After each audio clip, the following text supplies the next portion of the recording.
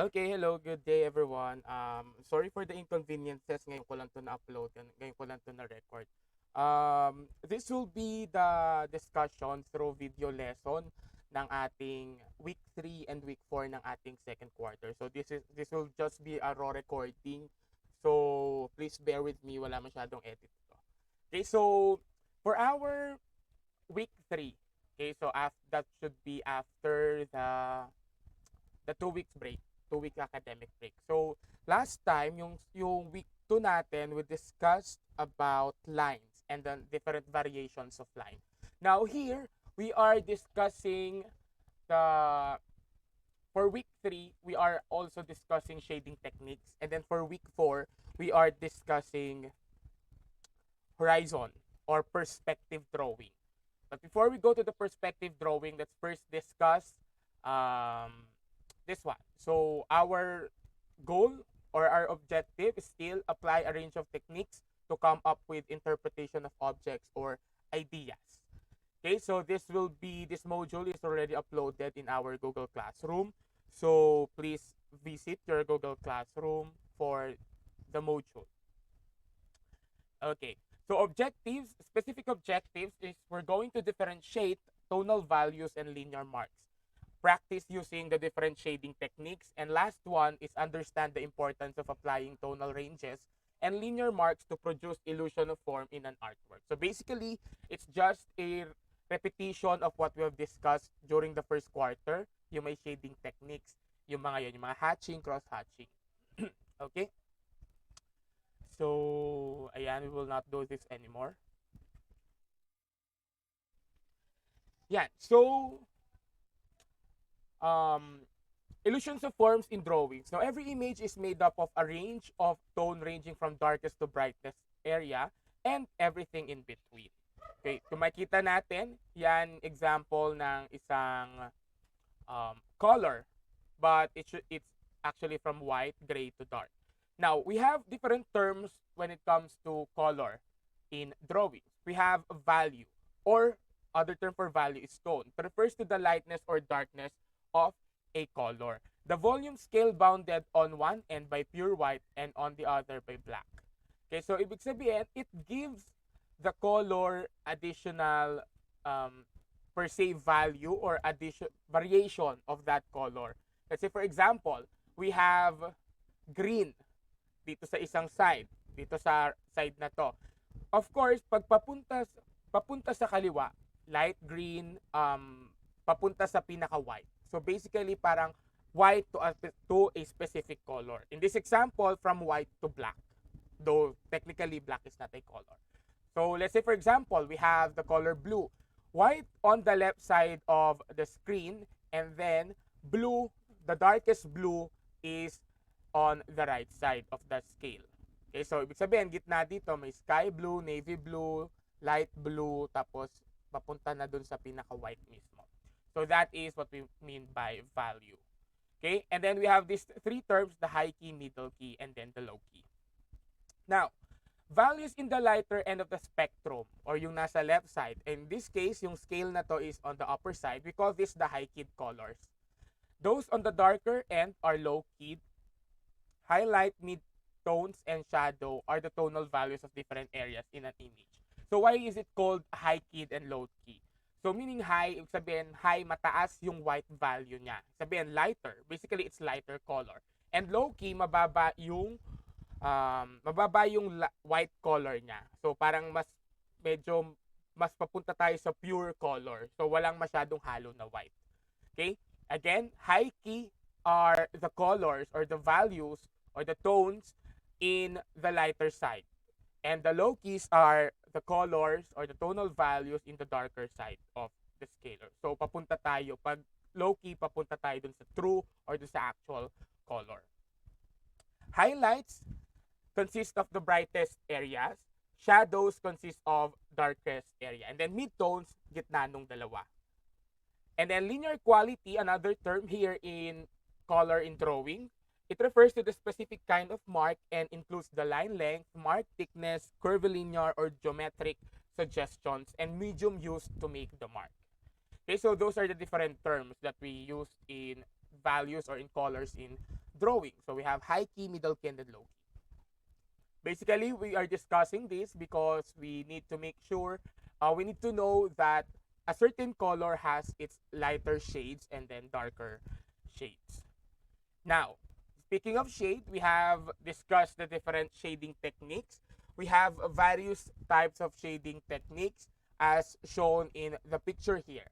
So highlight or the high keys are on the upper side and then the low keys are on the darker side. So we have here in this example the pencil only, the shade. The second column is the blending, stamp or smudging. Kung say blending, nag-shade tayo ng pencil and then in-smudge natin or blend natin using paper, tissue, or even our finger. Next, hatching. When you say hatching, single lines. Cross-hatching, lines na nagko-cross. So, magka-saliwa sila. And then stippling, dots, dots, dots. So, going back to the concept of shading,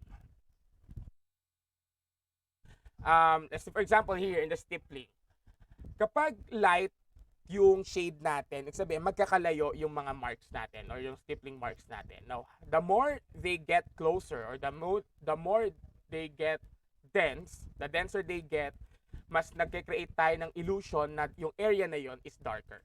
Okay, so again, we go back to the illusion that these lines or these marks create lighter area kapag magkakalayo and darker area kapag magkakalapit. Okay, so let's give definition. We go back to the definition of these four techniques. First, we have the hatching. Uses small clusters of lines to add shadows and perspective to sketch. Ang importante sa hatching, if you go from lower left to your upper right, kailangan all of your lines are parallel to that line as well. Kapag naman pabaliktad na diagonal from upper left to your lower right, kailangan lahat ng lines ay ganun din direction. Now, we have variation of hatching. We call the cross-hatching. Kaya bakit siya tinawag na cross-hatching? These are hatching lines, meaning diagonal lines or any lines in direction that cross each other or that crossed with each other. Cross-hatching is the drawing of two layers of hatching at right angles to create a mesh-like pattern. Say mesh-like, parang net-like pattern. Okay, so literally magka-cross yung dalawang lines. Next, number 3 is blending, are smooth gradations of value which are produced either by adjusting the amount of pressure applied to the medium or by using a blending tool such as blending stamp. If I'm not mistaken, blending stamp is yung sa makeup, if you're familiar with makeup, yung parang pa-sponge na pa-raindrop, yung pa ganon, yun yung blender sa kanila eh. Most likely ganun din yung itsura nung and ganun din yung material na gamit nun sa blending stamp. Okay, so yun yung blending. And then the last one is stippling. It is the process of using small countless dots to develop an ink drawing. So instead of lines and instead of smudging or blending technique, we use dots or marks. Okay, so marami pa tayong ibang diniscuss last time like yung pa-curve na lines, tapos meron pa tayong rubbing, yung kung saan yung coin binabakat natin.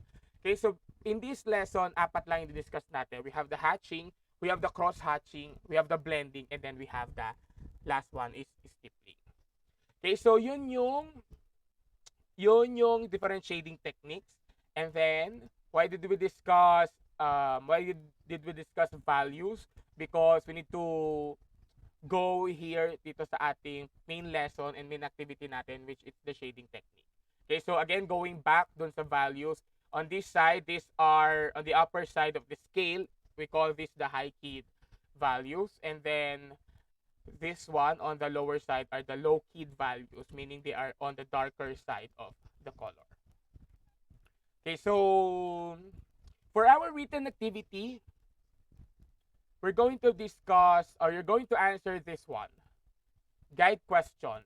Answer the following. I'll be including this in the template.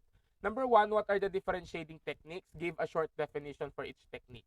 So you may include a word or a phrase that best describe each technique. Yung 4 lang na discuss natin or yung 4 lang na nasa module na to. Number 2, among the different shading techniques, which is the difficult to execute based on your opinion, based on your understanding dun sa 4. So we have 4, hatching, cross-hatching, we have the blending, and stippling. So again, based on your understanding of these 4 techniques or 4 shading techniques, which among these 4 are is the most difficult to execute. And then the last one, number 3, how does shading affects a drawing? Paano nakakaapekto ang shading, ang light colors to dark colors sa inyong drawing? Okay, so this will be 5 points, 2 points here, 2 points here, and then 1 point for question number 3. Okay, so for the second part of your written activity, you're going to answer this one. This is on page 8, 10 points, post-test. For first part, identification, read each question carefully and then write your answer in your notebook. Okay, so 5 points to, identification, identify the term being discussed or being described by each statement. And the last one, last part, 6 to 10, true or false, write true if the statement is correct, otherwise false. Okay, so on page 8, we have 10 points here, and then another 5 points here, so total of 15 points. Okay, so next, for our activity sa week 3, this will be the topic, shading techniques. Direction, choose one shading technique. So meaning choose among hatching, cross-hatching, blending, or stippling. 4 doon lang sa 4, pili kayo ng isa. To be used in this activity.